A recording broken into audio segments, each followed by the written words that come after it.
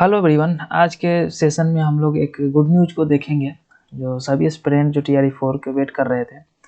तो एक बिहार गवर्नमेंट के थ्रू एक नोटिफिकेशन निकाला गया है जिसमें बताया गया है कि टीआरई 4 का चयन कब होगा और माननीय शिक्षा मंत्री के द्वारा भी कोई क्या कुछ कहा गया है वो पेपर की एक कटिंग के माध्यम से आपको बताएंगे कि क्या कुछ है खास। और स्टेट 2 जो आने वाली है उसका क्या सच्चाई है उस पर हम लोग आज डिस्कशन करेंगे।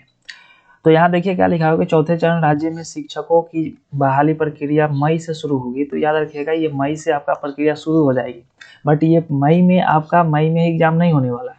मई और प्लस में इसमें 25 to 30 डेज है ना, 1 मंथ का समय लग जाएगा फॉर्म भराने में। अगर मई के फर्स्ट वीक में आएगी तो आपका जून सेकेंड वीक या लास्ट वीक तक एग्जाम होने का चांस है। अगर ये मई के लास्ट वीक में आया तो ये चला जाएगा आपका जुलाई तक। तो ये याद रखिएगा कि ये मई प्रक्रिया शुरू हो जाएगी। इसका मतलब ये नहीं कि आपका यहाँ पे नोटिफिकेशन निकल के आ जाएगा, आप फॉर्म भर सकते हैं, है ना। तो चलिए आगे क्या कुछ खास है। यहाँ पे देखिए बिहार लोक सेवा आयोग बीपीएससी के माध्यम से चौथे चरण की शिक्षा नियुक्ति की प्रक्रिया मई 2025 में शुरू कर दी जाएगी। शिक्षा मंत्री सुनील कुमार ने विधानसभा में प्रश्नकाल के दौरान इसकी घोषणा की है। और अभी जस्ट ही आप देखे होंगे कि जदयू का ट्विटर हैंडल से भी एक्स पे पोस्ट किया गया है कि टीआरई 4 का जल्द ही प्रक्रिया शुरू की जाएगी नियुक्ति के लिए। आगे देखिए क्या लिखा हुआ कि उन्होंने यह भी कहा कि तीसरे चरण में खाली रह गए सभी पदों को भी चौथे चरण टीआरई 4 के नियुक्ति में शामिल की जाएगा तथा साथ ही अन्य रिक्त पदों की गणना शिक्षा विभाग करेगी, है ना। और इसके बाद शिक्षक नियुक्ति और 5वां चरण भी होगा। तो अभी तक हम लोग कंफर्मेशन में नहीं थे कि टीआरई जो है वो 4 आएगा या नहीं, लेकिन यहाँ शिक्षा मंत्री सुनील सर के द्वारा कहा गया है कि टीआरई 4 का भी प्रक्रिया लगेगी, है ना। यहाँ पे टीआरई 4 का भी बात हो रहा है। इट मीन्स टीआरई 4 के बाद टीआरई 5 होगा कि तो उसके लिए आपका स्टेट होना अनिवार्य है। ये याद रखिएगा। इसका मतलब यहाँ से एक इंडिकेशन मिल गया कि स्टेट तो होकर ही रहेगा, ठीक है। देखिए आगे क्या कहा गया है कि शिक्षा मंत्री के द्वारा शिक्षा मंत्री ने मंगलवार को अरुण कुमार के सवाल पर यह जानकारी दी। अपने जवाब के दौरान उन्होंने तीसरे चरण की नियुक्ति में बिहार लोक सेवा आयोग के पूरक सप्लीमेंट रिजल्ट को लेकर भी स्थिति स्पष्ट की।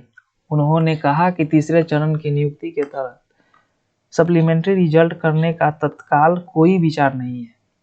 यहाँ पे क्लियर कहा गया है कि सप्लीमेंट्री रिजल्ट का जो एस्पिरेंट वेट कर रहे थे वो यहाँ पे गवर्नमेंट जो है माननीय शिक्षा मंत्री ने यहाँ क्लियर कर दिया कि इसका कोई अभी विचार नहीं चल रहा है।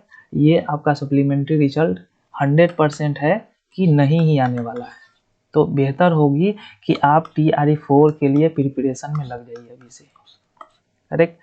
चलिए आगे क्या कहा गया है कि अरुण कुमार ने पद खाली रह जाने का हवाला देते हुए पूरक परिणाम जारी करने की मांग की थी, है ना। तो इस पर उन्होंने स्पष्टीकरण किया कि ये अभी इन लोगों के विचार में नहीं है। शिक्षा मंत्री ने क्लियर कर दिया है कि आपका सप्लीमेंट जो पूरक रिजल्ट है उस पर कोई चर्चा नहीं होगी, कोई रिजल्ट जारी नहीं किया जाएगा, ठीक है। तो आप लगे रहिए और अपने प्रिपरेशन को अच्छी तरह से करते रहिए। और इस चैनल पे रेगुलर अपडेट के लिए आप सब्सक्राइब कर ले, ज्वाइन कर ले और अपने दोस्तों के बीच में शेयर करें ताकि ये इन्फॉर्मेशन लगे। और मैं रेगुलर अपने चैनल के माध्यम से जो मेरा बीपीएससी लोक जो है बीपीएससी लोक टेलीग्राम चैनल पे जहाँ पे आप ज्वाइन कर सकते हैं वहाँ पे रेगुलर अपडेट देते रहे कि और मेंबर भी सेटिस्फाइड थे, है ना, एग्री थे कि टीआरई 4 तो आएगा ही आएगा क्योंकि ये इलेक्शन का दौर है तो बिहार में जॉब तो मिलेगी ही मिलेगी। तो मिलते हैं नेक्स्ट सेशन में, तब तक के लिए आप अपना ख्याल रखिए, अपनों का ख्याल रखिए और प्रिपरेशन अच्छी तरह से करते रहिए। और इस चैनल पे आप अपने टीआरई या स्टेट के प्रिपरेशन के लिए ज्वाइन कर सकते हैं। तब तक के लिए टेक केयर।